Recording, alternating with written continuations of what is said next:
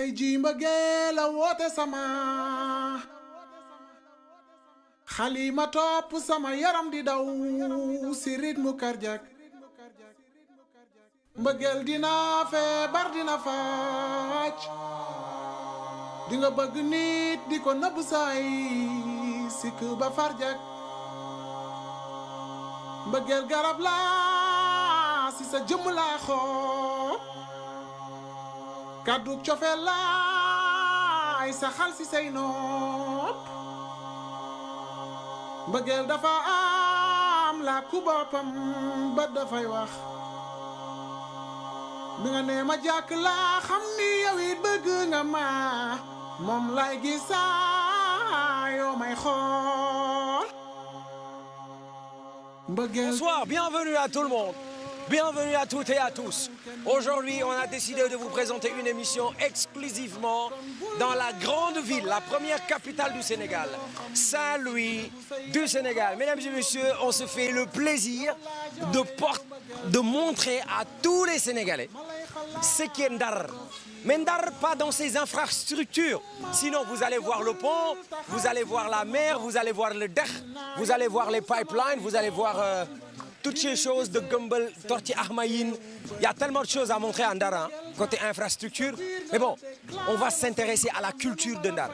Et là aussi, je ne parle pas de Golbert Diagne, je ne parle pas de Marie-Madeleine, je ne parle pas de ces figures emblématiques de la culture de Saint-Louis. Je veux parler de la culture urbaine, du hip-hop de Saint-Louis. Et quand je parle de hip-hop de Saint-Louis, je ne parle pas de Father Freddy, je ne parle pas de Fata, je ne parle pas de Niagas, je ne parle pas de toutes ces, de Saint-Louis Soldier. Je parle aujourd'hui d'un très grand groupe qui ont eu à faire beaucoup de festivals dans le monde. Il s'agit de Ñuul Cook. Quand je parle de Ñuul Cook, je vais mettre la lumière sur un élément de Ñuul Cook. Il s'agit de Index. Index, c'est cet artiste qu'on a vu sur les réseaux sociaux en train de nous éblouir, de nous épater avec des playbacks ou des acapella. Manan playback. Acapella, day jël baatam rek def ni loxo bi. Bés bu nekk ñuy gi ci réew mi looy daar.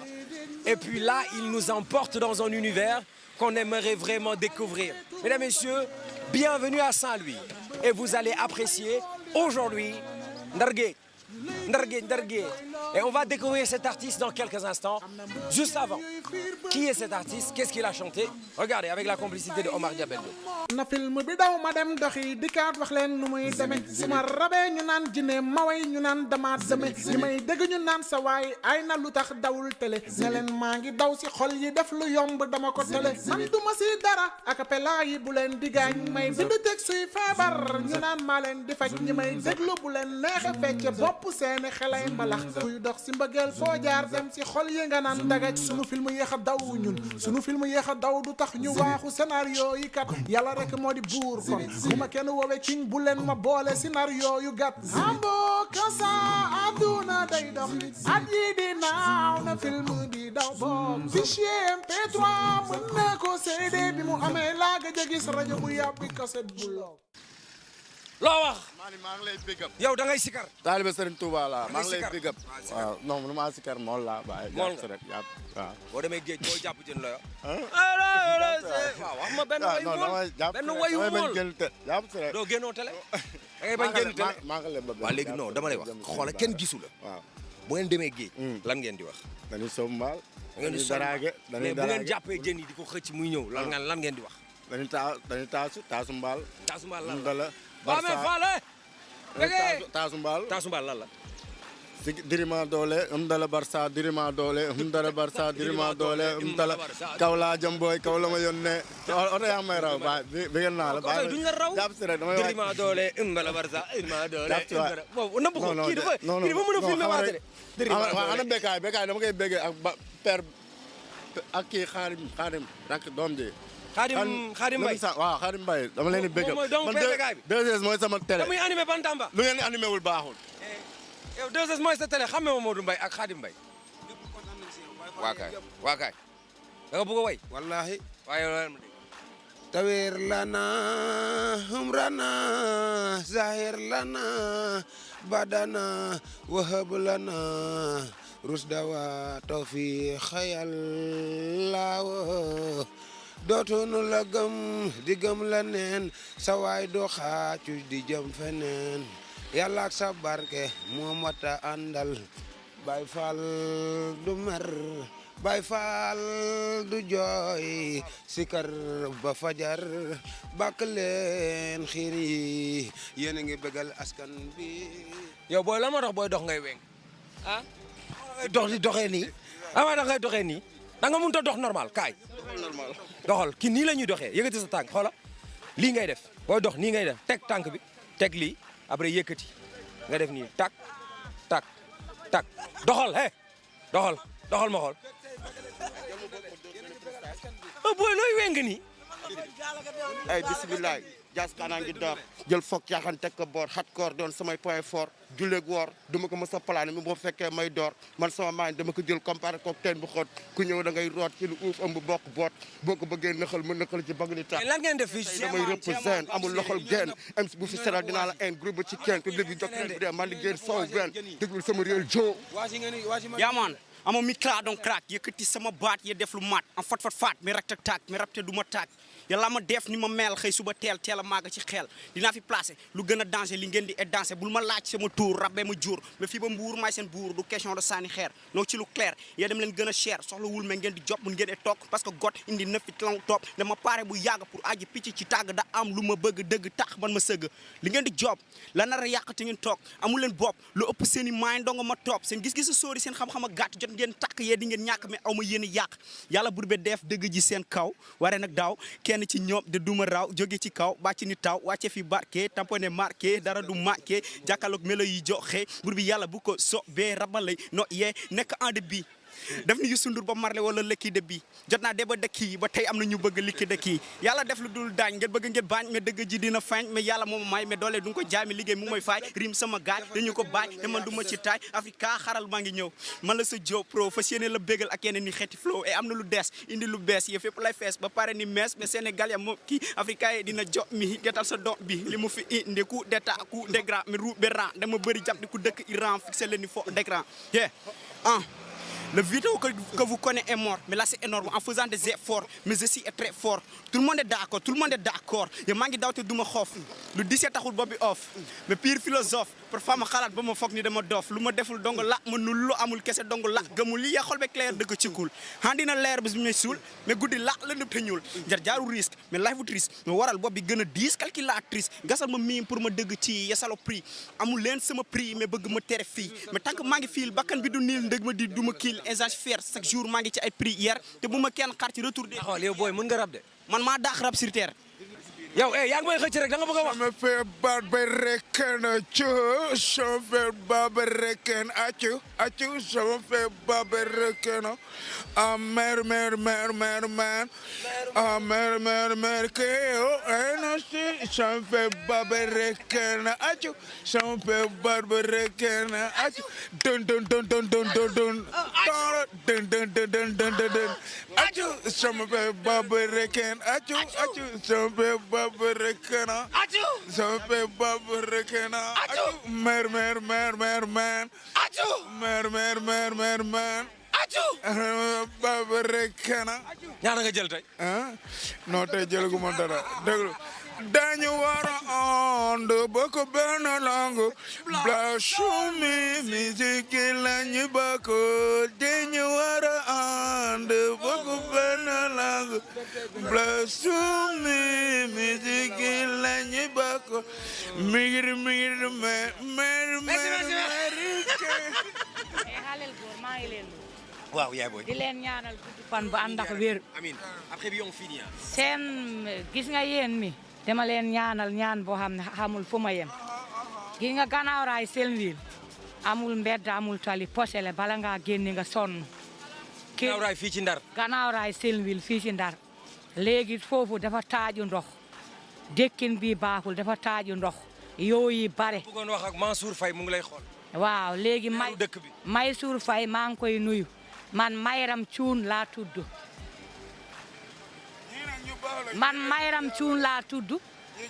maa ngi dekkal Nord Saint-Louis pen bàyyi ko mu wax li mu bëgg a wax yow waaw non bàyyi wuy ma bàyyi yëgal ne bàyyi maire bi day wax fulaam nag xoolal maa ngi dekk quartier Alaji Oumar Diallo ay Bruno la dégg nga Pointe de Noor Fall foofu laa dekk léegi fee gannaaw raay posele amul tali amul dara dinañ ko yeggee 2017 déposé nañu woon numéro waaye génn guñu te ndox yaa ngi taaji maa ngi nuyu Maysour Faye di nuyu Macky Sall di nuyu Mayram man Mayram na ko dégg inchallah yoon wi laay bañ a bloqué waaw maa ngi lay sant bu baax di la gërëm je vous avais annoncé tout à l'heure qu'on allait voir un artiste du nom de Index de Ñuul Kuk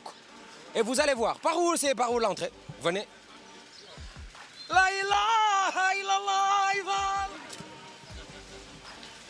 la ilaha illallah kooko pay safara niraan ba daaneel milu laata ba dàq jinne mooy sa biige kuma fa la ilaha illallah ji géej ba sa géej ba jàll géej koo fu woo fàlle wuyoo la ilaha illallah la ilaha illallah moo fay safara niraan ba mooy sa biige kuma fa la ilaha illallah la ilaha illallah moo daaneel milu laata ba ma farma daawur yaasino mi cimbul la ilaha illallah la ilaha illallah moo dàq jinne ya la ilaha illallah la ilaha illallah waaw xalifatu rasul sallallahu taala rijal la kamal la sarif la yeneen la góor bu maanoo sore fal ndege yaaram góor bu maanoo sore la ilaha illallah waaw la ilaha illallah yàlla dégg xalifatu rasul sallallahu taala rijal la kamal la sarif la yeneen la la ilaha illallah waaw daf may ray la ilaha illallah damel jeri jornde la damel de ca punjoba damel de ca law faal ma farma daawur yaasin mi simbul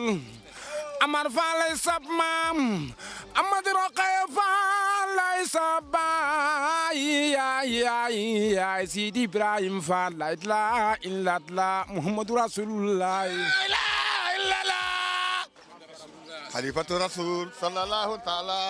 su ma leen toppee émission bi serif la yeneen la lii ngay defar macha allah la ilaha illallah ko yàlla dégg faal la ilaha illallah man di soo yomb na man di leer faale jafe looluy dëgg xam nga dama la daan fekk buntu xabru Cheikh Ibra moo tax fu ma la gis boo ma defalul laa ilaaha illallaah boobu li muy yomb si man dafa bari doole en fait donc si fallait que nga defal ma loolu mais fii da nga ma waxoon ne ma dañ la koo dénk ngir nga taaral ko bi ñu fiy njëkk a dikk fekkoon nañ fi mbalit mu bëree bëri léegi dee defe naa defar nga léegi nii la parce que maire bi ak maire bi bokkul wallaahi nekkuma ci maire bi si maire bi laa nekk maire bi mooy dëkk bi liggéeyal yàlla ak moo fi nekk ku naan Cheikh moom moo fi nekk ak man di liggéeyal yàlla waaye kër Cheikh Ibra Fall moom mooy deret dañ koy may waaye ñaq dañ koy jaay te muñ bu ñaq duggee bàkkaar toxu leer dugg waaw moo tax liggéeyal yàlla rek lañ fi nekkee fu ñu mën a nekk daal dañuy liggéeyal yàlla sore te jege ak jege te sore yëpp ñoo bokk yem. wala yàlla dégg ku la bëgg a jàppale mën na la fekk yaa ngi ci feggu pont bi jàkkaarloog place Ablaye Wade. waaw ku ma képp ku ñu bëgg jàppale ñoo ngi fii si Ndar. moom yéen a ngi fi def liggéey bu am solo wax dëgg yàlla ku xool dex gi xool pont bi xool ni ngeen koy taaralee ak ni mu meloon bu njëkk wax dëgg yàlla war nañ leen a dooleel ndax lii yéen a ngi koy def te xaaru leen ci dara. xaaruñu kenn dara mairie beeg maire bi bokkul. bokkuñu ambassade ak ambassadeur bokkul Baye Fall ak Baye Fo bokkul waaw waaw. Il y a tellement, il y a trop, il y a énormément de talent à Saint-Louis. C'est pourquoi pour les contenir, ça va être très très difficile. Ça, c'est pas une mauvaise chose, c'est une très bonne chose. Alors, on est venu aujourd'hui parce que nous avons envie de découvrir autre chose que ce que vous voyez sur les réseaux sociaux. À travers les petites vidéos de 2 minutes à 3, il y a une histoire derrière. C'est celle de Ñuul Kuk, c'est celle de Index, mais c'est celle d'un Saint-Louisien qui est en train de déchirer les frontières sans pour autant pervertir sa musique. Aujourd'hui, mesdames et messieurs, je vous présente le groupe Ñuul Kuk. Sama gars yi ziar naa leen. delloo ziar Baye Fall ñu ngi lay sant bu wér. Y a que toi qui peux avoir le décor comme ça, Ndar. waaw lii maa ko moom lii mooy pont Ndar bi. Le pont de Ndar wala le pont de Mampenda Mbaye. wala Baye Golbert. ba mu des kooku noonu ñu ko tuddee ba mu des kooku. damay xeex ak ñoom rek ci loolu mais maa ngi lay ziar. Pape Sidi maa ngi lay ziar man la Baak ñu kooku di lay jaajëfal bu baax di la wax bienvenue parce que waaw ndax mi ngi lay teeru bu baax a baax a baax. bëggee waa Ndar yëpp gis naa enthousiasme bi gis naa contentement bi gis naa chaleur bi nit ñi ak amour bi ñu lay jox boo deful ndànk sax da ngay foog ne star nga fekk nit ñi dañoo xër rek wala dañoo yéwén léegi dafa am loo xam ne il faut que ñu waxtaane ko mooy ñun bu ñu déggaat Ñuul Kuk c'est pour les festivals internationaux on a toujours considéré que c'était un groupe peut-être qui ne rappait plus pour les Sénégalais. C'est en Saint-Louis qui font un festival de Ñuul Kuk. Après, ils vont dans les festivals, on les voit dans les affiches. Mais l'histoire même du groupe Ñuul Kuk, ça vient d'où? Lan la d'où est parti Ñuul Kuk? Ñuul Kuk benn groupe la bi nga xamante ni man du ma sax groupe la quoi dama naan benn famille la parce que dañu commencé si benn début bu difficile bu métti bu compliqué mais ak ndimbalu suñu borom ñuy dox di dox. am ay faits yu ñu def début bi na amoon ay problème mu def ay maquette début bi dina amoon problème mu am mënuñu pour def suñu musique parce que c'était pas facile quoi pour ñu def lu ñu bëgg a def donc par la suite ñu dem ñu nekk si benn affaire di ci job di ci liggéey ba tey yàlla def ñu am bokk si benn compilation bi ñu tudd Fayda de son ñu bokk fii ak ay artistes yu nekk Saint-Louis ak ay artistes yu nekk Europe donc ñoo initié projet bi donc ñu jóge foofu def benn EP bi nga xamante ni mi ngi tudd 5126 ñun la ak ay groupe yu nekk France donc ñu def ko affaire bi am benn buzz jàll xam nga gars yëpp bëgg ko quoi donc après par la suite ñu dem am benn label bu jógee France pour résumer quoi parce que. il y a tellement de choses. waaw dafa gudd quoi maanaam trace bi moo gudd mais juste pour résumer juste après ñu def label boobu ñëw Sénégal gis lu ñuy def après ñu am idée wu produit Ñuul Kuk ba fa premier album ñu pour commencer lañu produit Ñuul Kuk donc affaire bi di dem ñu def ay sorties foofu à France def va-et-vient ci festival yi mag yi am foofu noonu donc Ñuul Kuk bon si lu ma la ko mën a résumer mais groupe bi nga xamante ne bii nii waaw yàlla ci teg loxo quoi yàlla ci taxul ko groupe la bi nga xamante ne bii tey am nañu ay faits yu bari yu ñu mëne donc peut-être index dina gën a expliquer moom pour ngeen gën a comprendre. index moom moo tax Sénégal peut-être ñëpp xamandoo Ñuul Kuk mais dafay am la ay quelque bu ñu déggee turu Ñuul Kuk xëy na moo ay teg ci ay tuuma yu ñuy mën ci gàcc pour nga bokk Ñuul Kuk waroo xeesal tuuma bu rafet la pour nga bokk Ñuul Kuk faaw nga def ay rasta ay dreads pour nga bokk Ñuul Kuk faaw nga mën a am fonkuteef bu jéggi dayoo ci sa der bu ñuul ba mën koo weccee ak leneen luy jóge feneen Ñuul Kuk c'est quoi la philosophie de base index. waaw loolu la Ñuul Kuk maanaam fii ay MSSR yemoon si seen xeex négritude Ñuul Kuk loolu la jël dindi négritude bi teg si Ñuul Kuk pour sunu rakk bi nga xam ni amagul 12 ans wala amagul sax 7 ans mën a comprendre mu ngi lay wax sànq Ñuul Kuk famille la mais famille la boo xam ni lien bi du lien de sang lien idéologique la. Ñuul Kuk mooy lan Ñuul Kuk mooy tout simplement gëmal sa bopp buñ ko doon expliquer loolu lay doon c'est-à-dire dañu am histoire si sunu histoire dafa am benn moment ay nit jóge feneen donc doon ay nit ñu weex ñëw noot pour def résumé rek noot Afrique imposer nu ay idéologie tax ba ñu xeeb suñu bopp parce que pour nga mën a noot nit il faut que nga réduire ko à zéro il faut que nga wan ni que yow il faut que nga wan ni que man maa la gën bàyyil may xalaat na film bi daw de ah kese waaw xam nga di ko wan ni bàyyi ma royal si man bàyyi li nga doon yow nga doon comme man maa la gën colonisation esclavage dafay soxla loolu pour mën a exister léegi nag bi mu jeexee entre guillemets dafa am loo xam ni dafa des parce que góom la boo xam ni dafa durer plus de 4 siècles donc il faut que mu am ay séquelles yooyu ñuy gis maanaam si wàllu ñàkk gëm suñu bopp si wàllu xeebante suñu biir si wàllu yaakaar ni lépp lu jógewul si nit ku weex ki rek baaxul loolu woo waral Ñuul Kuk ñëw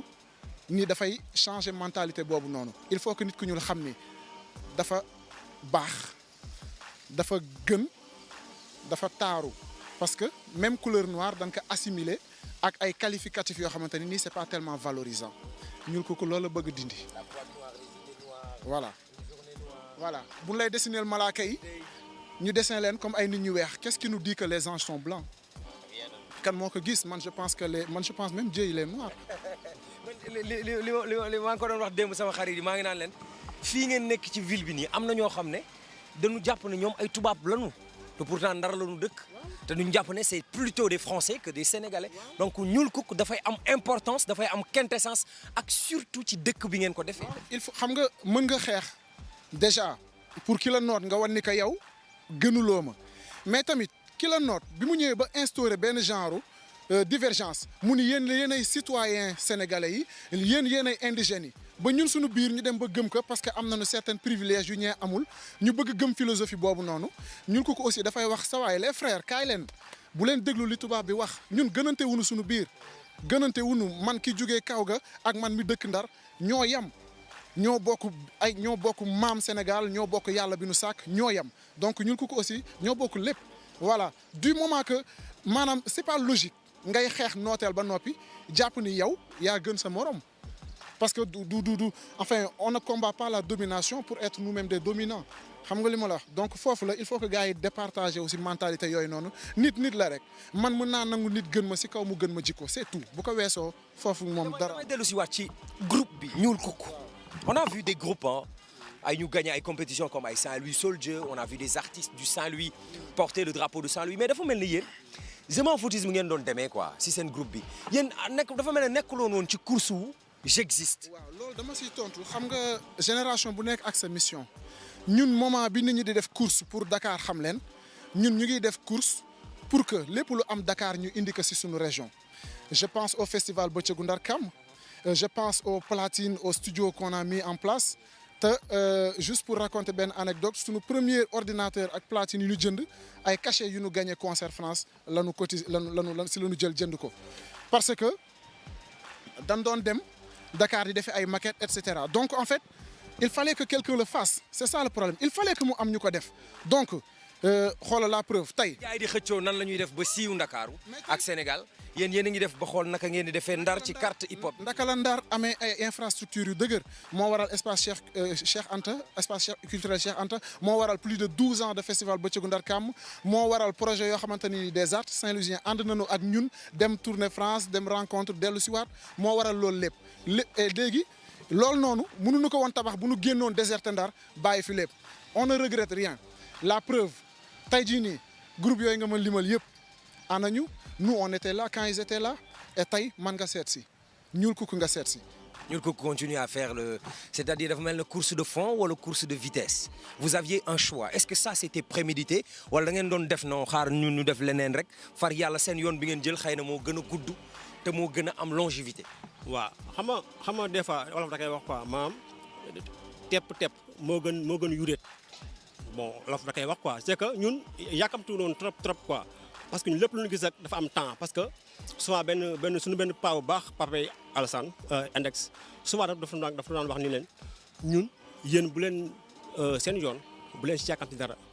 parce que su ngeen yàkkamti wulee lu ngeen bëgg ma ngeen koy gis seen yoon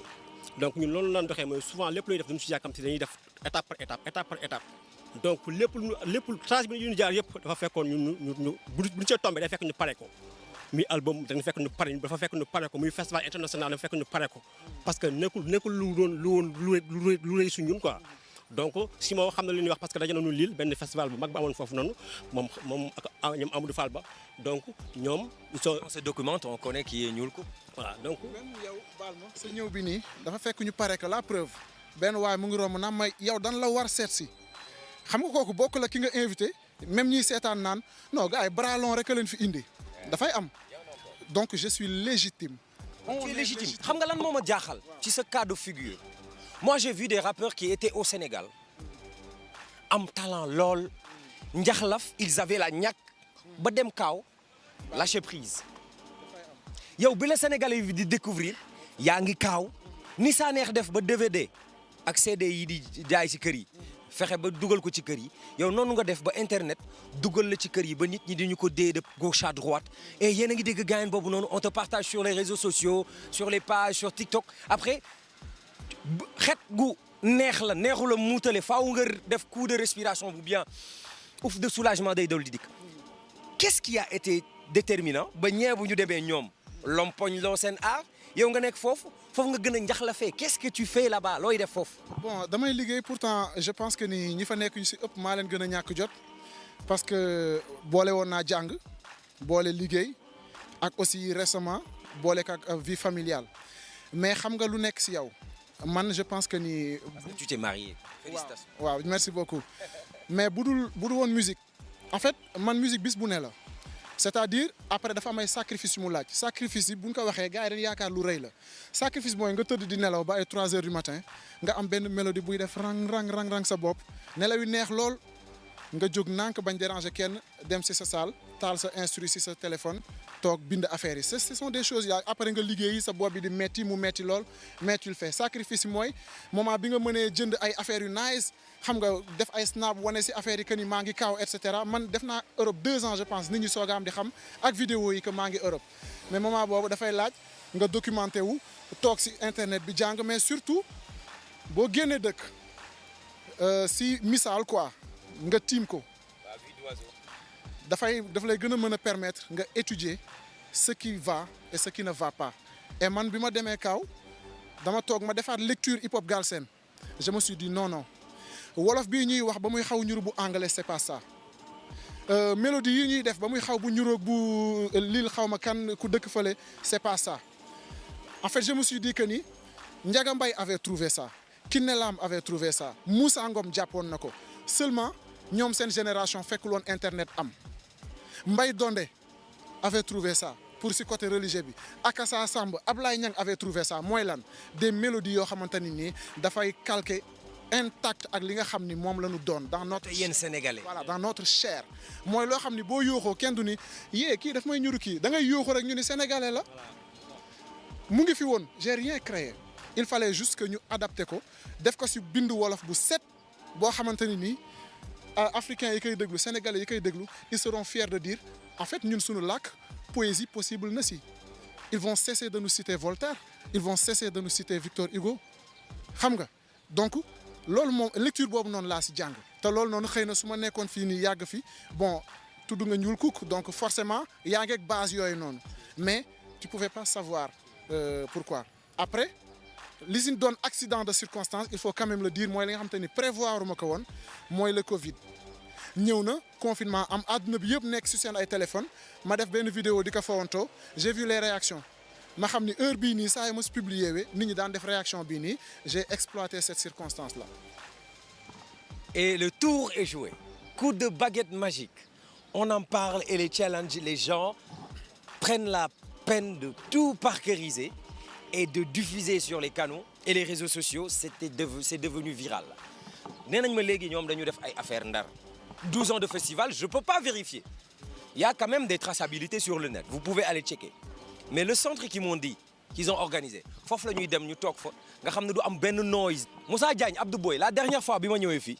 ñoom wax dëgg yàlla ñoo ñu doon filmer tey nag dañ leen woo fekk dafa am ay dëkk yu wër ndar yu nekk ci ay jafe-jafe ci wàllu inondation bi yooyu la ñu dem ngir wan ko Sénégalais yi à travers la 2S moo tax ñëwuñu mais maa ngi leen di nuyu di leen ziar bu baax a baax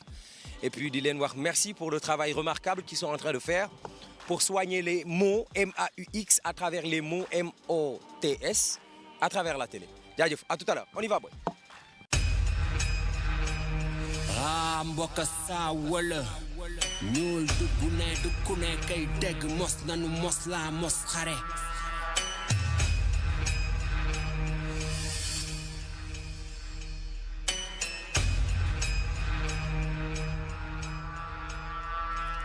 poète mbedd yaa ngi dund ndax musuloo gis ku dédicace foo ngi taw sa xol jëloon nu may la track bu dédicace ni re ñu nopp dégge ñu xel sa kopp dégge ñu xel yi toj bopp yëgetu kel yi rab rab fell cukkel yi kalama kocc ñu kocc ku sopp jege ñu xel dëgg ñu rëdd graate ko ci daggitu këy nga dégg ñu gëdd klaate ko ci dogitu bëy laagoo jaas la ñu indi tibi yaay toj contrôle passe xàcc dindi dribble yaali kocc capp xoos maas ñu naan bigi mi ngi yàbbi toj ñëw ñaas ñoox ñaf soju tiimi seen baari xoj ay ca waxal li liy def du rab xëy na xam-xam bu ñun la da ngeen jommi suñuy silaab ñi nga dégg tuut dugub fokk mu am ñun ci laab li poète yi di bàkk ci biir jàngu ñu ko rendee rocc big ni bàkk ci mbar gis poète yu rende poète u mbedd dégg ñu rëdd graate ko si daggitu këyit nga dégg ñu gëdd klaate ko si dogitu bëyit poète u mbedd rap dañu defar fi rap la ñu far musique bi gars yi bëgg a tëj rap ba mu dee far poète mbedd dëgg ñu rëdd 1 2 3 sourire yow sourire 1 2 3 sourire ok rap dañu defar si rap ne la ñu far musique bi gars yi bëgg a tëj rap ba mu dee far kaay filal tofi philosophie ni Socrate ay flow yu jéggi dayaw boo nu gisul gisoo crack ñun dañuy gedd sax di bind sunu discographie sunu ko dóora ratatat nga xam ni diisoo frappe kawoo dëbu ngi ñëw doon seen fayit ni soo traak jafe na nga nii diglu ba mu jett bi soo crack bu raglu baa ngi nii araf yi muy gox duna sekk si xolu dunq yi bàyyi fa tooxi duna ñoox la ko molo góox li nga kolo xoola teru ñey doyu ñu ndënd gis nga dañoo diis galeñ unku lap na ci bosanam dañu ko lis koleñ teeru rimbi di xëcc ni xàcc mu wàcc ñu lëng xeeru dëng du fàcc du nàcc du tàcc du tëng taaru mbind du sàcc du kàcc du rekk ni yàcc ni yasar di laajte sa pàcc sa xel tew màcc nga kal ko si daaj si sa nga shut up poète mbedd dëgg ñu rëdd graate ko si dagitu këyit nga dëgg ñu gëdd Beaucoup de téléspectateurs, voilà ce que réalise enfin. On va découvrir cette belle réalisation. Ça, c'est un mur devanture. Le connaît comme on le mais nous, ce qui nous intéresse, c'est la réalisation de Ñuul Kuk en tant que groupe de Saint-Louis. On va voir. Venez. poète mbedd rap dañu defar si rap ne lañu far musique bi gars yi bëgg a tëj rap ba mu dee faru jàll ba dem mu mel na fu safara turu sunu rap dafa raglu ba yóbbu safara furu sunu xalima diis na gën si daaju far la nuuru finu añu ko mbind mi bulu accessible gànnaa yi benn la. Alors normalement, on doit retrouver un studio ou quelque part où on essaie de faire de la musique. Mais fii dafa mel ne dafa am leneen yaa ngi ma doon wax ci yoon bi ne ma dafa am leneen ngeen fi def. C'est pour appuyer les gens à se former en informatique. Et c'est parti de votre initiative en tant que Ñuul Kuk. waaw fii salle audiovisuelle la ak salle informatique. Donc initiative bi effectivement initiative Ñuul Kuk ak FDC comme salle informatique bi sunu ay bopp la. bërëb bi c'est l'appui de tout le monde. alors bërëb bi kër Ñuul Kuk la woon su ma nee kër Ñuul Kuk mooy baat mi man index mais surtout kër famille Tandem la Tandem moom daa amul jot moom c'est un grand couturier très sollicité ñoom ñoo fi dëkkoon ñun ñu amoon fi benn néeg mooy néeg bi nekk studio bi fi lañ doon fanaanandoo fi lañ doon defee répétition yi et cetera depuis le début léegi mu dem ba ñu def studio après famille am di déménager donc on a eu l'idée balaa ñuy bàyyi ñeneen di fi dëkk et cetera ñu récupérer néegi yeneen néegi loué ko def fi salle audiovisuelle salle de répétition bon actuellement ni accessible parce que dafa fa stocké ay bagages yu ñëw ci conteneurs yi ak salle bi ngay gis nii muy salle audiovisuelle. lii xalaatu waa Ñuul Kuk la. on va voir sa lumière leer na. boo xoolee kii bi palanteer bi pour lumière bi. kaay nu xool très bien donc là. C'est une salle informatique que vous avez vous-même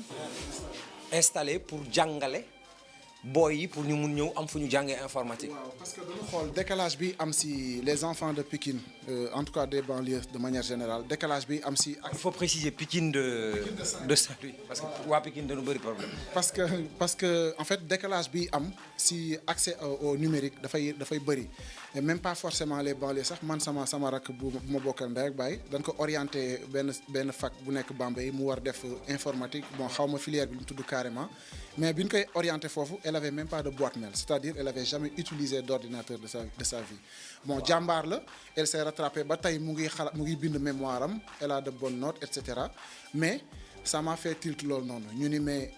en vérité adduna bi mu ngi dox en termes numériques mais bu fekkente ne ni xale yi xam ne amuñu accès si yooyu teeluñu leen indil loolu pour wan leen après mën nañu nekk en retard si seen wàllu jàng. fii pour jàng informatique la. et jeu pour loisir pour les enfants. ay jeux de société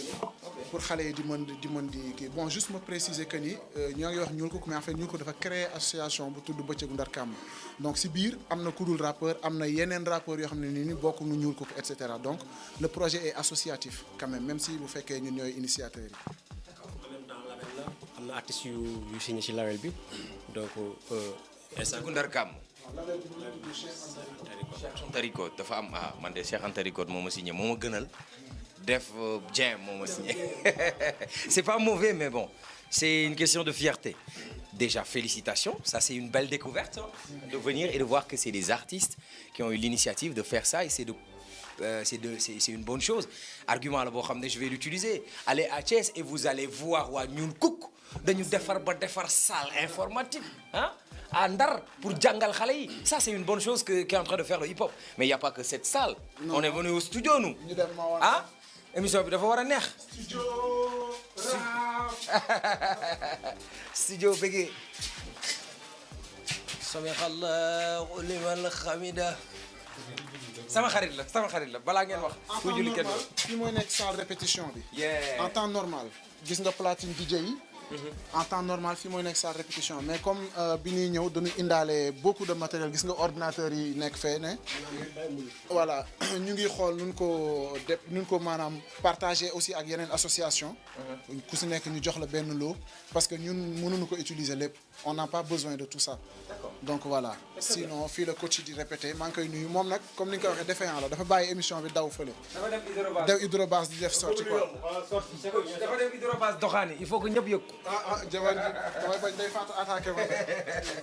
Alors merci, ça c'est déjà quelque chose et on arrive enfin à la cabine technique. Là où se préparent les bonnes choses. Hein? Studio baa ngi nii. C'est bien. Studio baa ngi nii néeg bi nag dafa am histoire. néeg bi mu ngi lay wax Ñuul Kuk au début 5 membres la woon. tuddoon Jihad Connection à l'époque. man bi may intégré groupe bi coach rappeur la woon coach moo ma intégré groupe bi. par la suite la gis ni amaguñu ku nekk suñu ginnaaw te moom il est pas à l'aise si di yéeg seen ak ñu koy gis ak yooyu mu retiré wu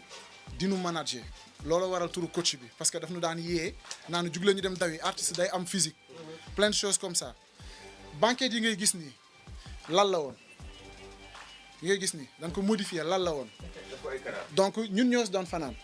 yeewu di galérendo ensemble di tànqal waa kër gi ñuy nuyu sunu papa Dieye ak mère Aïda ak ta Absa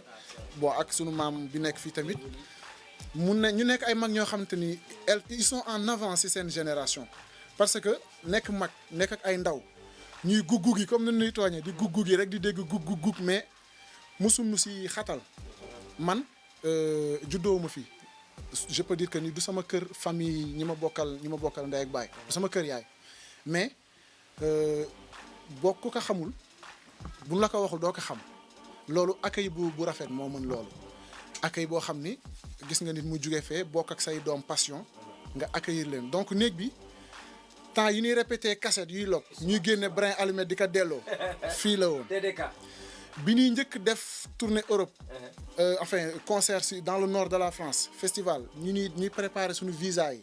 lal fii nii këyit yi di trier di xool kan moom bi fii la woon sunu ay victoire bi ñuy gagné bi ñuy représenté Saint-Louis si concours bi amoon nu mu tuddati woon sax Hip Hop Awards di représenté Ndar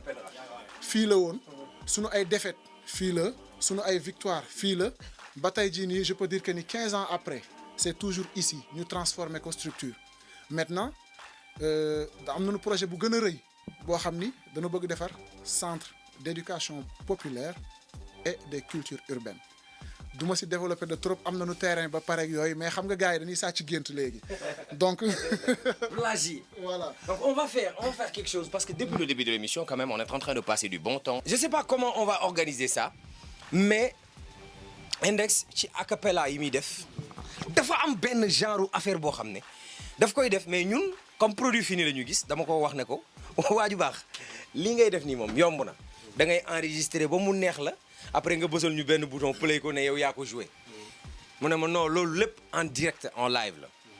on va voir ndax dëgg la. benn affaire laa bëgg yokk si. da nga bëgg a yokk yow. pour juste wax si Index. parce que dafa nekk gars bi nga xamante ne bii nii talaam Sénégal xamaguñu talaam. franchement parler. dégg naa Sikar la gën a mën. non polyvalent la maam dafa polyvalent quoi ku ne domaine bu nekk am na ci benn don bi nga xamante ne bii bon bu yéeme quoi donc. ñun xam nañ ko parce que dañuy yàggal liggéeyandoo ensemble mais talent bi mu yor Sénégal xamaguñ talent am tuuti la gars yi amagum ci talent am te si kenn tuuti la gars yi daanaka xam kan mooy Index franchement. C'est généreux de ta part. Mais toi aussi tu vas pas échapper hein on va t'écouter. Est-ce que yow mënatoo rap dégg naa yow xamatoo dara. yow ma bàyyi. yow tant que gisuma la nga yor voiture di dawal wala sareet naan damay xam ne yaa ngi ay mots yoo war a joxe. je vais pas te lâcher. tey jii boo gisee ñu jël suñu doole suñu lépp jox ko jëmm ji nii parce que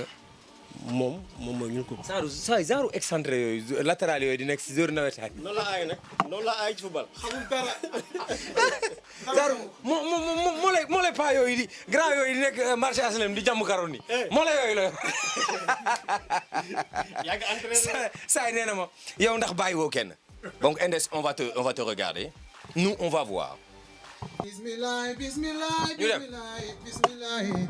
bismillah, yeah. Bon, pour téléspectateurs Uni Setan, il faut faire une affaire en direct. Moi, je suis là pour visionner, pour cautionner si est-ce qu'il y a un montage direct, un filtre, un montage, un dag. Tout ce que vous allez voir dans quelques instants, ça va être du vrai. On va voir. Top, c'est parti. xel mi fa mu dem daa sori saxaar gi si too yóbbuma ni ñee ma di yóbbaale ba bumba pap ba bumba pap ba bumba pap ba bumba pap ba bumba pap ba bumba pap ba bumba pap ba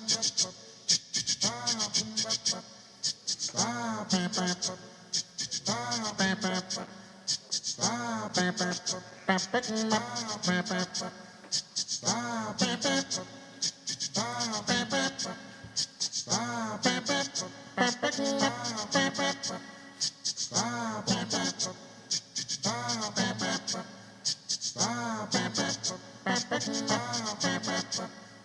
Bailen ma waay bailen ma waay bailen ma waay bailen ma waay bailen ma waay bailen ma waay bailen ma waay bailen ma waay bailen ma waay bailen ma waay bailen ma waay bailen ma waay bailen ma waay ah bailen ma waay dégg nga loolu de bailen ma waay bailen ma waay mu ñëw de ah bailen ma waay aha bailen ma waay aaru bedd na ngeen def yee ma waay teg si ñuul kukula si biir Ndar géej bailen ma waay ñu dem bailen ma waay bailen ma waay bailen ma waay xalifa mu dem daa sori saxaar gi si tox yóbbuma ni ñeema di yóbbaale xalifa mu dem daa sori saxaar gi si tox yóbbuma ni ñeema di yóbbaale xalifa mu dem daa sori saxaar gi si tox yeegewuma ni ñeema di dofloo ni xalifa mu dem daa sori saxaar gi si tox yóbbuma ni ñeema di yóbbaale alhamdulillah santawar alhamdulillah santawar jambat bi bari sax faajul naqar te du tax kenn saawar sidi la abal mbagam nga silang boy nar melo fa mu dem daa sori safar bi si toog yóbbu ni ñeema di yóbbaale fa mu dem daa sori saxaar gi si tox yeegew ma ni ñeema di dofloo ni fa mu dem daa sori safar gi si toog yóbbu ma ni ñeema di yóbbaale bos bi daram daa sa baax fay lias dan lay laaj soble mbaa njëgu laaj boo dul joxe lin lay laaj bés di nga wax ñu ne ku la ko laaj xalifa mu dem daa sori saxaar gi si toog yóbbuma ni ñeema di yóbbaale xalifa mu dem daa sori saxaar gi si toog yóbbuma ni ñeema di yóbbaale xalifa mu dem daa sori saxaar gi si toog yóbbuma ni ñeema di yóbbaale maa ngi romb fanweeri at sama wërsëg bi daagu soxla yi taxaw sañu maa toog may juuga bi daanu ñëpp naan lu ko dal kii moo dellu ginnaaw ni taat amatuma baat ñu may jàll baat alal suy wax bu neexul daanu ko wannal baat basi muuma bu yor ay million koñ bi moo fi am baat yow moo tax aaru mbedd ñëw mani ko ma rakk yi ak seen yaay waay bay leen ma waay ma rakk yi ak seen yaay ji daan ma yaakaar bu muy añ dootul ma waar man léegi daanu may ngoo bi di ngar wutal naa ñu ma tuur be jënu ginaar lan may tooñee fu ma jaar ma bañ ka di xeex ñoom ñu ma kay gën a waax ma beru bàyyi leen ñu naan damay dox ñaax koñ bi yëpp dëkkal ma fu ma dëkkul bëggatun ma naw way juri tere seen doomi bëgg ma bañ a puti ma daw na mu seen paakaaren di ma te naan yàlla buur mooy dogal sol ngeen bu seytaane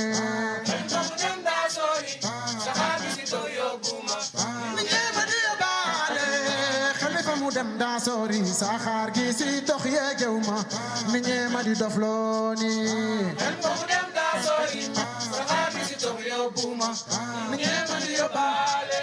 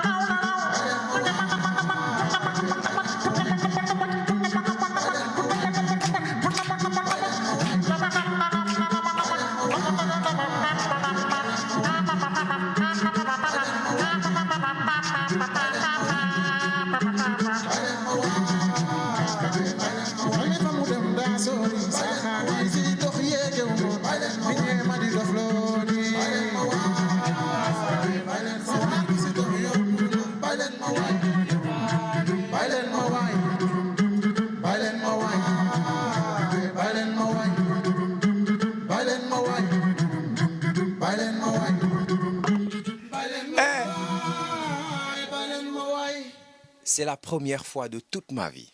que je vois ça. J'avais l'habitude de le voir à la télé, hein, sur les compétitions de talent, nanana. Surtout un incroyable talent. Mais pour la première fois au Sénégal, je vois nit ki jël benn baat naan enregistré ko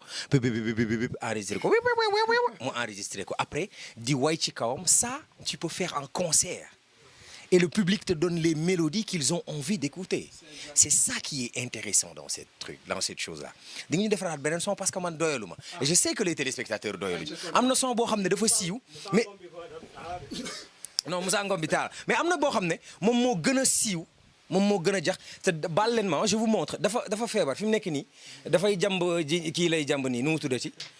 xorompolle lay jàmb di ko naan ndax soj mais bon terewul mu ñuy jox ay affaires yu extraordinaires et c'est ce qui est bien aujourd'hui que tu nous expliques processus bi naka lay demee. voilà bon avant ma koy commencer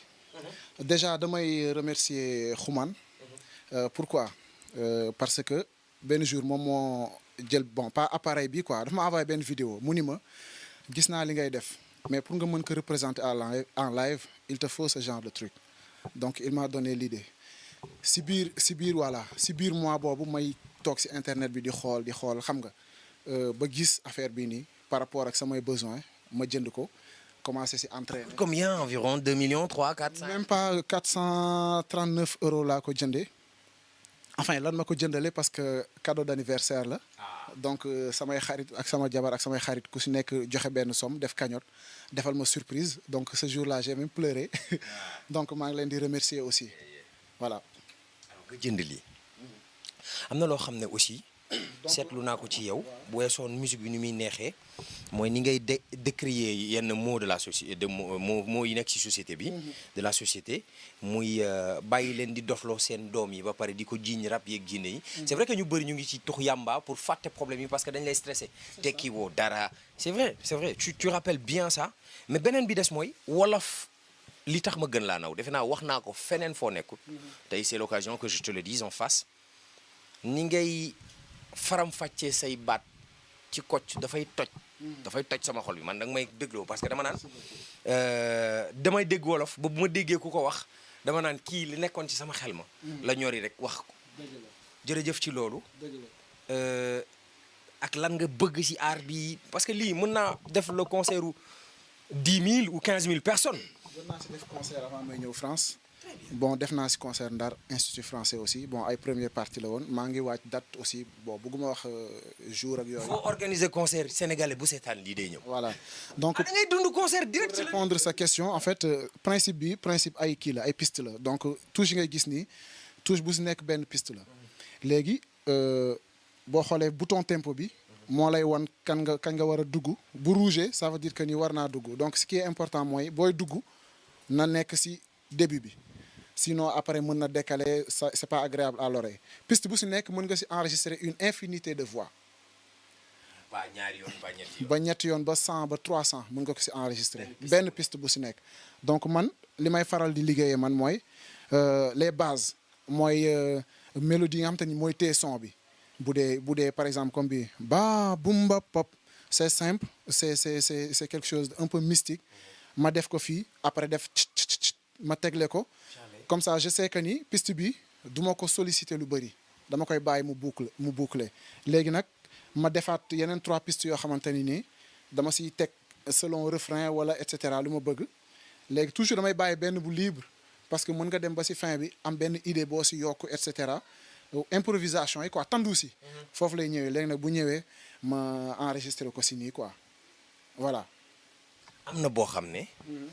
moom nga jàpp ne mooy son bi sénégalais yi gën a xam ci yow. waaw ban la. Zila boobu ban la. ban la gars yi di gën a wax. bon na film bi daw mais boobu bon mënaguma ko loop parce que mënaguma ko loop. boobu tamit amul mélodie mais bon peut-être ma jéem ko impro mélodie parce que. jéem impro bi ma koy def a cappella rek la voix kese la amul benn vent amul dara. bon je peux essayer toujours improviser mélodie donc foog ma am tout le temps rek pour caler tempo beeg yooyu mooy xaalis amul xeet ah. D'accord. Pour votre plaisir, amis téléspectateurs de la 2STV en exclusivité, on n'a pas fait le voyage pour rien. Lui, il nous a pas payé. Nous, on est venu de Saint-Louis pour montrer ce talent qui est extraordinaire. Et il le mérite. On est venu aujourd'hui pour vous montrer quelque chose de très rare. Du talent à l'état pur. Daf ñuy jouer léegi lu bees.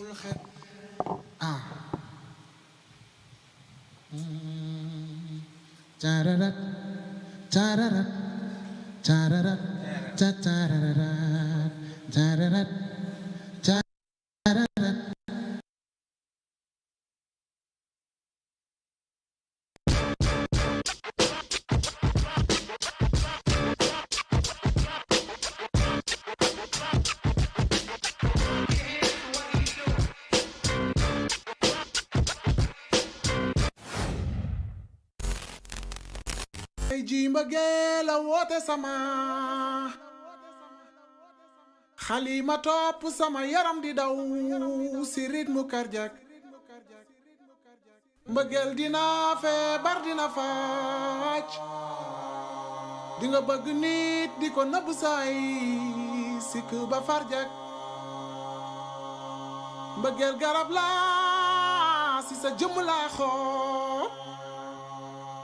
kàddu cofeel laay sa xal si say nopp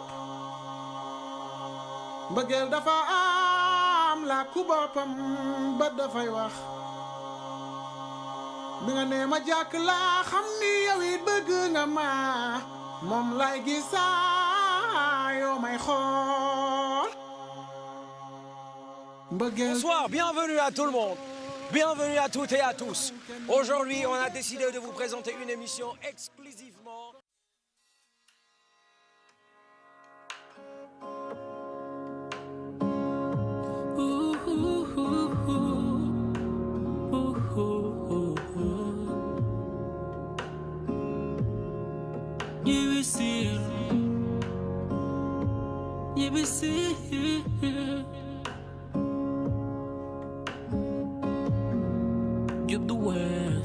To the west. Suma lay woo lu tax doo ma faale. wax ma lu denc man xanaa bëgg tooma.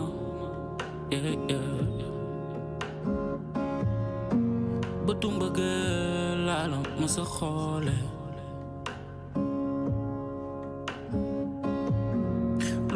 Man ak yow ñu dëkk ci coow.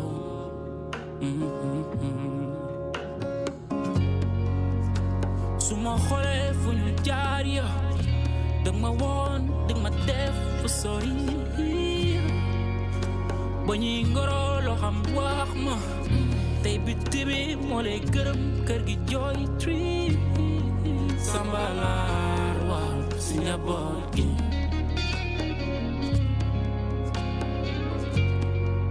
Xale yaa ngi jooy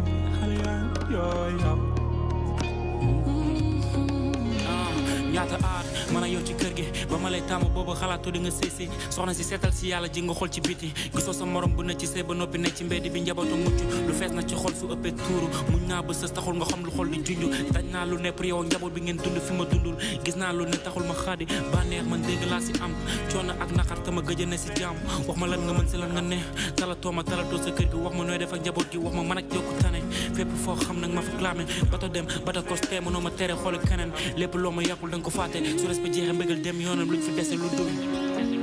sambalaar war si njaboot gi gestu war na la sambalaar yow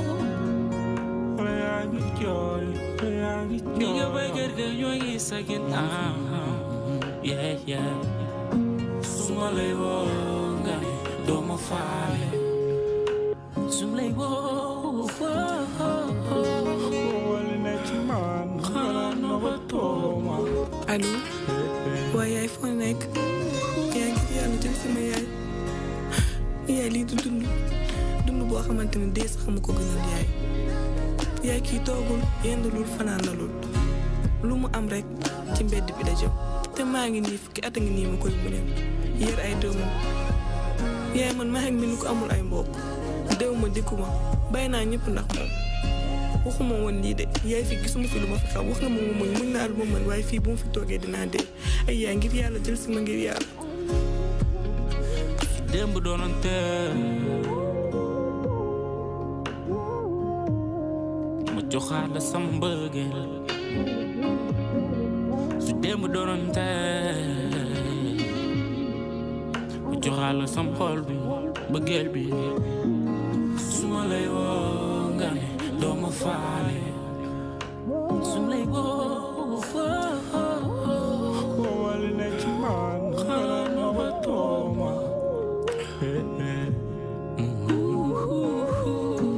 sambalaar war si njaboot gi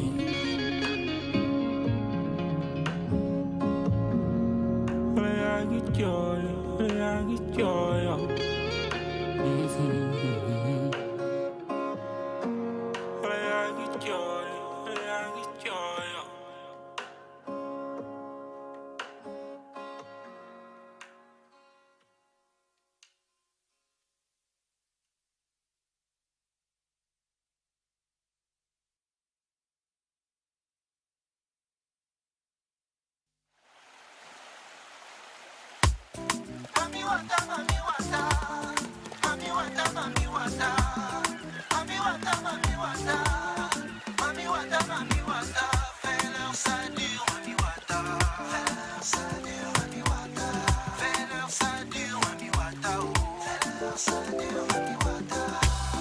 Ils ont du fric, mais on a le temps. Des belles caisses, mais on a le temps. Des belles femmes, mais on a le temps. Eux, ils ont des montres du bois, mais nous, on a le temps. Ils ont du fric, mais on a le temps. Des belles caisses, mais on a le temps. Des belles femmes, mais on a le temps. Eux, ils ont des montres du bois, mais nous, on a le temps. Ah, toujours dans la quête du lendemain. Condamné pour la pitance et je tends la main. Ici c'est rough and tough et si tu veux du gain, il va falloir donner des coups si tu veux du pain. Ici c'est Babylone, Bagdad, Islamabad. Pas de loi, pas de foi, ici y'a pas de God. Quand on dit qu'on est ensemble, on est dans la merde. Un pour tous, tant qu'on est tous dans la merde. Ici on trime, on rime, ici y'a pas de frime. Ici on deal, on kill, ici y'a pas de prime. Quand t'es faible, t'es mort, ici y'a pas de crime. Quand tu dors, t'es dead, ici y'a pas de dream. Yo la famille, on dit quoi? On attend Dieu, son prophète qui nous tend la perche. On attend tous, personne ne sait ce qu'on attend. Mais on attend, de toute façon on a le temps. Ils ont du fric, mais on a le temps. Des belles caisses, mais on a le temps. Des belles femmes, mais on a le temps. Eux, ils ont des montres du bois, mais nous on a le temps. Ils ont du fric, mais on a le temps. Des belles caisses, mais on a le temps. Des belles femmes, mais on a le temps. Eux, ils ont des montres du bois, mais nous on a le temps.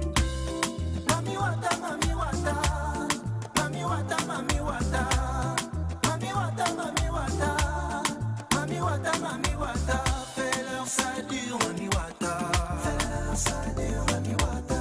Fais-leur ça dure, mami wata. Et tous les jours ça recommence. Même coin, même grain, même manigance. On rivalise de virulence. On a le choix, soit les urnes, soit la violence. Comment les baiser avec élégance? Le camp d'en face, ils nous check avec méfiance. On a la science, ils ont le pouvoir. On a la masse, tôt ou tard, ils vont le savoir. Ils veulent nous plier, personne ne pourra briller. Seuls les traîtres parmi nous auront les billets. Ceux qui résistent dans la presse, on va les crier. Le salaud veut profiter de son idouillé. Je suis l'oiseau de mauvais augure qui attend patiemment quand le fruit est mûr. Je suis l'oiseau de mauvais augure et je te jure, tôt ou tard, on leur fait ça dur. Ils ont du fric, mais on a le temps. Des belles caisses, mais on a le temps. Des belles femmes, mais on a le temps. Eux, ils ont des montres. émission bi nii nan laay def ba def si mais xamoon naa ni parewu ma c'était juste un rêve donc bi ma demee ba pare ñëw na maa ngi lay remercier di remercier sa équipe donc pour wax si ki nga doon wax léegi mu tudd Bamba Ji donc actuellement ni moom mooy gérer studio bi mais surtout dafa nekk si projet donc c'est un rappeur talentueux d'ailleurs mus naa ko seetaan sa benn aaru mbedd bon aujourd'hui mu ngi préparer projet donc dañuy bàyyi rek nga waxtaan ak moom xool lu muy liggéey quoi. Bamba Ji playel benn son ñu xool la nga rabaale ko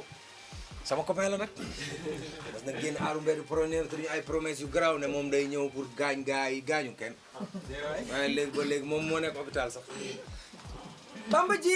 la ñuy way Bamba Ji ñoo la foloon si ay ji nga xamante yaa ngi way lu garaaw de loolu Viviane moo ko musuma way dara lu garaaw li ngeen def daw yaakaar ko tax ñoo la foloon si ay ji nga xamante ne ñoo la flaan képp leen ñor ak seen i njaboot wax te dul ko teg gisee junne dootul xalaat moom ko dafa jot it's time mooy dëkk bu ñàkk ji tax seen yëpp takk jóg réew mi safu leen seen bopp leen tax a jóg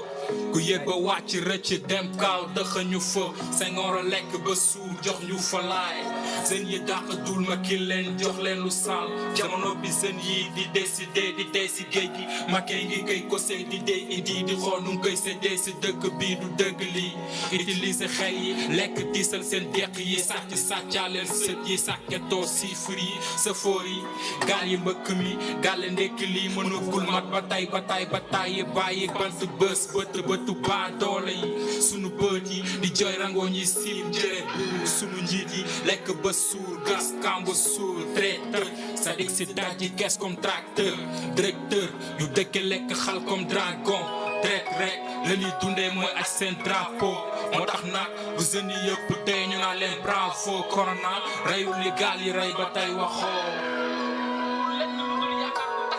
ñoom dañuy taxaw suñuy xef tam naan ñu gore leen toog ku ko dem jàppe leen ko ki dàqatul si dëkk bi ak ay àndandoom kon du li ngeen ñu waxoon maire bi jooy na nee na donkaay donka si kii nga bëgg mee na ànd bakkan dem kaw baa nga toog fi ñu lay noot bakkañ bukkan jàmm la bëgg su ko jën yi lekkul freedom fu laa koy wut yaa fustu la ko xeexal sunu doom laata ñuy tekki géej gi da leen jeexal takkal sa fii takk jóg ngir mën tekki sa famille takkagul fii te tàkk na fu booy pikin ya jëm jot na nag fii ñu wax si ndax seen yaa ngi dee ak famille dafa jot gàlle changé soom bi fii lekk si jën yi est-ce que jar na tay la sa bakkan mujjee doon xontu jën yi xel mooy xalaat jëmu amul prix préféré toog doon jàmm baa nga génn free li ngay faussé fii mën na gën li ngay fekki fay sacrifice sa doomi réew gëmul ndam même bu qualifié diplôme gros fait licence bi dem ko xëy doctorat jàng tam ko yëy wala boog man aaru mbedd what's up yaa Kama ziar naa la poseur ziar naa la maa ngi lay ziar la dernière fois gisante woon nañ tu te souviens tu as eu de l'évolution entre temps xale yi feeñ nga jël ci xale yi di bomb di buzz. ma dégg ñun yaa ngi jël la ma commencé jël. man musuma jël man dama am soxna ma. Fall maa lay suivre de. loo ma de fu ma fenal yow amoo benn compte booy rendre kenn. non du yëg ma mais temps yi rab yi xewatul rab yi xewoon na jamonoy Maxi Crazy mais temps yi bi moo xew laaw la cat subana ma la may ma jag-jagi xaaram mais temps yi boobu moo xew mais loolu la gars yi wax gars yi ne bu dëgër bi fayatul xam nga bu nooy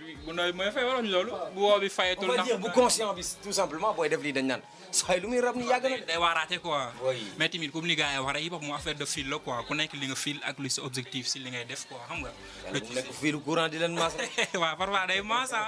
parce que affaire bi ay yëg-yëg lay nekk mënoo ni tamit gars yi li ñuy def rek lii laay def quoi ku nekk am na lu nekk ci yow te force yow yaay gérer studio bi fii waaw pour l'instant boo gisee rappeur bu aay bu taxaw nii mu leer na ni kii moo la gën a aay doo yàq son non ne ma saboté loolu suma saboté studio bi laay saboté concurrent direct bu ñëwee di enregistrer ma laal loolu bàyyi man dama def yooyu non tu es bien loolu animateurs yi ñoo koy def ñun amuñ man benn concurrent la am Sénégal la may seen la te man maa ko gën a taxaw la may seen man maa ko gën a bandi mais bon sama gain la sama gain la mais quand même le projet sort quand waaw instant bi nag jàpp gun date mais yéen seen date yi du ngeen ko jàpp nag yéen waa Ndar jàpp date léegi xam nga instant bi Sénégal corona moo tax kenn ñëwul date mais man corona maa ngi seetaan tey match Liverpool mais gisuma ci terrain bi kenn takk max ah tubaab bi sax baloon ñun ñu des ci rek coupe d'Europe bi rek gars yi ñu doon demee stade di waaw fii moom Sénégal moom yaa ma gën a am même Italie bu am ay moor yu bëri ñoom ñu commencé nañ dundaat xam naa ne ñun li dee barewul moro ñu tiit peut-être que bu dee bare woon gars yi seen xel yi dina del corona bi muy door a ñëw Sénégal fële laa ko gis booru Thiaroye mu taxaw yor Malboro ne fii personne kenn respecté wu voilà mais réew mi kenn respecté wu ko ay musique barrière yi kenn respecté wu ko man dëkk bi dañ ma bëgg a dofloo quoi mu génn dem yoonam xam naa looloo tax mu génn mais quand même bonne chance et bonne continuation on attend le projet avec plaisir amis téléspectateurs aujourd'hui on était à Ndar on a commencé devant le pont et on a terminé dans un studio c'est pour se dire que li ñuy liggéey ci waañ wi bu génnee moom mooy dem ci xel yi ak ci xol yi on était venu faire une très belle découverte on a fait 255 kilomètres aller 255 kilomètres retour et ça en valait vraiment la peine pour votre plaisir mais pour une belle découverte parce que le talent qu'on est venu voir aujourd'hui c'était vraiment un talent qu'il fallait montrer aux Sénégalais Bruno moo doon cadré Omar moo doon monté Toubabo moom moo géré woon ambiance tëgg daj Khalil daf ñu ànd ba Ndar la dëkk dañu ànd ba Ndar mu réer ñu donc ñu ngi ñibbi sans moom au cas où mu seetaan émission bi xam na ni dem nañ waaw maa ngi leen di sant bu baax di la gërëm Pape Sidi Fall pour le waxage. I know,